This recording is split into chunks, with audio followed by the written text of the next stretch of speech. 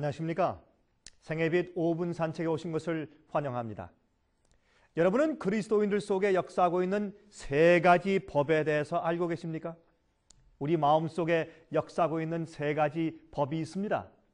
첫째는 하나님의 계명의 법이고, 두 번째는 우리의 죄의 본성의 법입니다. 세 번째는 성령의 법이죠. 그래서 우리는 이들 중에 하나의 세력의 지배를 받고 살고 있는 것입니다. 사람들은 흔히들 자기 자신이 자기의 주인이라고 말합니다. 내 자신을 주장하는 주인은 나라고 말합니다. 아닙니다. 누구나 어떠한 다른 한 가지 힘의 지배를 받고 살고 있는 것입니다. 예를 들어서 술을 끊지 못하는 사람은 자기의 의지와 마음에 원하는 대로 살지 못하고 자기 속에 있는 죄의 본성의 명령에 지배를 받고 살고 있는 것이 아닙니까? 우리는 어떤 힘의 지배를 받고 살고 있는 것입니다. 그러면 우리 속에 있는 세 가지 법이 과연 무엇일까요?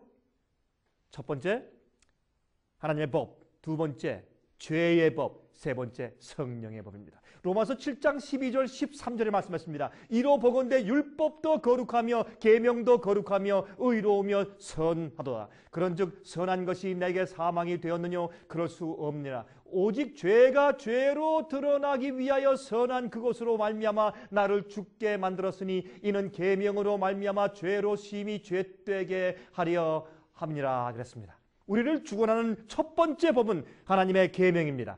하나님의 뜻이 우리를 주장하려고 하는 것입니다. 우리 안에서 하나님의 법칙이 우리를 주장하면 우리는 참된 그리스도인이요 하나님의 자녀가 되는 것입니다.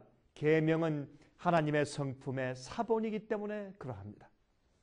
여러분, 두 번째 법이 무엇입니까? 로마서 7장 21절부터 24절까지 있습니다. 그러므로 내가 한 법을 깨달았노니 곧 선을 행하기 원하는 나에게 악이 함께 있는 것이로다. 내 속사람으로는 하나님의 법을 즐거워하되 내 지체 속에서 한 다른 법이 내 마음의 법과 싸워 내 지체 속에 있는 죄의 법 아래로 나를 사로잡아 오는 것을 보는도다 그랬습니다. 우리를 주장하려고 하는 두 번째 법은 우리가 타고난 죄의 본성입니다. 우리의 죄의 습관의 힘입니다. 대부분의 사람들이 이 두 번째 법에 끌려 다니고 살고 있죠. 죄의 습관과 그 힘의 지배를 받으며 살고 있다 그 말입니다. 여러분, 좋은 결심을 해도 자꾸 죄의 본성의 지배로 되돌아가는 것입니다. 이것이 바로 그리스도인들 생활 가운데 큰 문제가 아니겠습니까? 이것은 기가 막힌 현실입니다. 여기에 묘사된 그리스도인은 참으로 안타까운 현실에 처해 있는 것입니다. 자기가 원하는 대로 할 수가 없는 것입니다. 얼마나 답답한 일입니까? 하나님의 뜻대로 살고 싶어도 하려고 해도 안 되는 것입니다.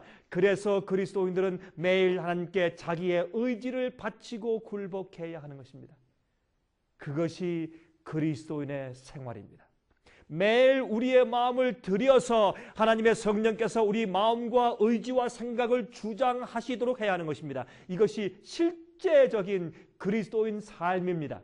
우리가 이제 예수를 믿고 안다, 그것이 아니고 실제 우리 마음과 뜻을 주 앞에 매일 바치고 굴복하여서 성령께서 내 의지와 마음과 생각을 주장하시도록 하는 것이, 그것이 실제적인 그리스도인 삶인 것입니다. 그것이 성령이 충만한 삶인 것입니다. 여러분은 어떤 힘의 지배를 받고 살고 있습니까?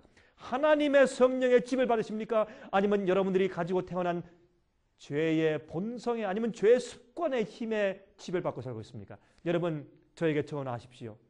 그리고 이런 것들을 설명한 월간지를 받으십시오. 그리고 성경 연구 과목을 신청해서 공부하십시오.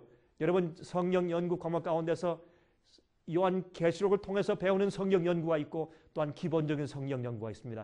여러분, 그것들을 신청하셔서 공부하십시오. 그리고 기도하십시오. 그리스도인 삶의 힘이 무엇인지 여러분 직접 개인적으로 경험하십시오. 왜냐고요?